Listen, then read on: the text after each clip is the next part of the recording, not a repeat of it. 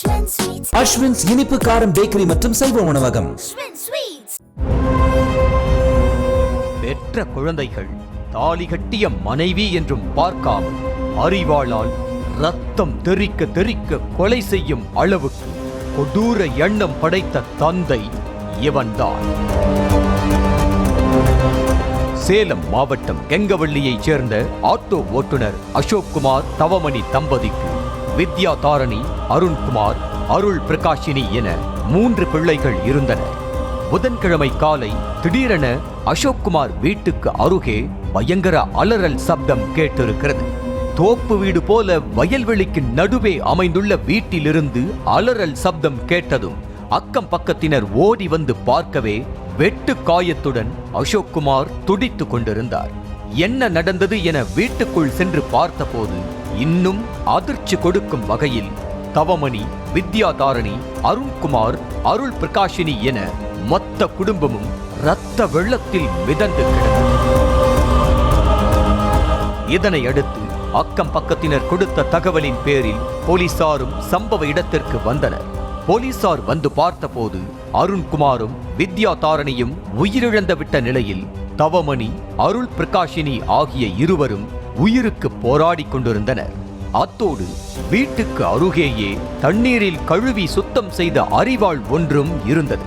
பின்னர் மோப்பனாய் லில்லியை அழைத்து வந்து தடயங்களை சேகரித்தனர்.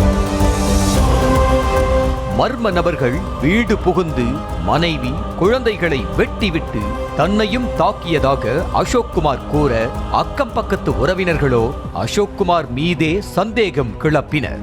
குறிப்பாக கணவன் மனைவியான அசோக்குமாரும் தவமணியும் தற்போது சேர்ந்து வாழவில்லை எனவும் இருவருக்கும் இடையே அடிக்கடி தகராறு நடக்கும் என உறவினர்கள் கூறியதும் காவல்துறைக்கும் அசோக்குமார் மீது சந்தேகம் வலுத்தது.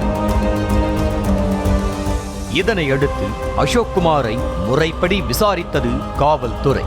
அதற்கு பிறகு நடந்தது எல்லாமே அதிர்ச்சி ரகம்தான்.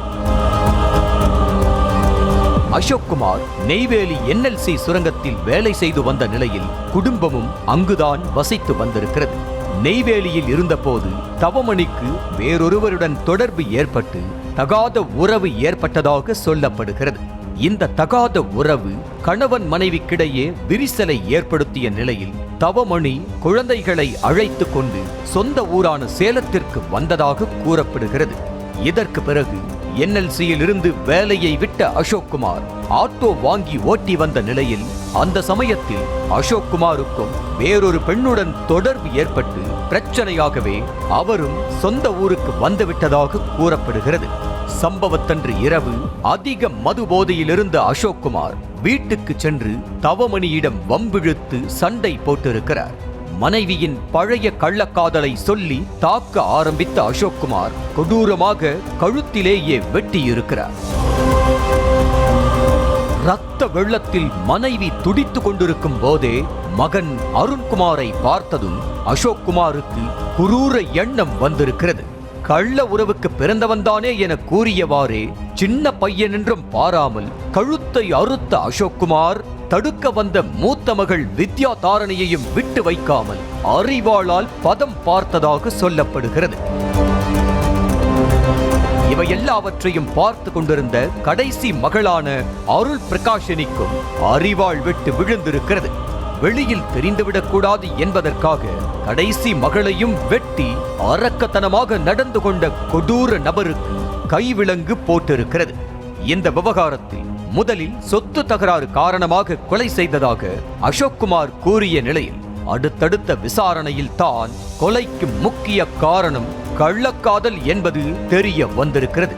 மேலும் கள்ளக்காதல் விவகாரம் வெளியில் தெரிந்துவிடக்கூடாது என்பதற்காக சொத்து தகராறு என போலீசில் அசோக்குமார் சமாளித்த நிலையில் போலீசாரின் சிறப்பான கவனிப்புக்கு பிறகு உண்மைகள் வெளிச்சத்திற்கு வந்திருக்கிறது. 2 பிள்ளைகளை கொன்றுவிட்டு மனைவி மற்றொரு மகளையும் அரிவாளால் வெட்டிவிட்டு எதுவுமே தெரியாதது போல நாடகமாடிய கொடூர கணவனை கைது செய்து தற்போது போலீஸ் விசாரணை நடத்தி வருகிறது.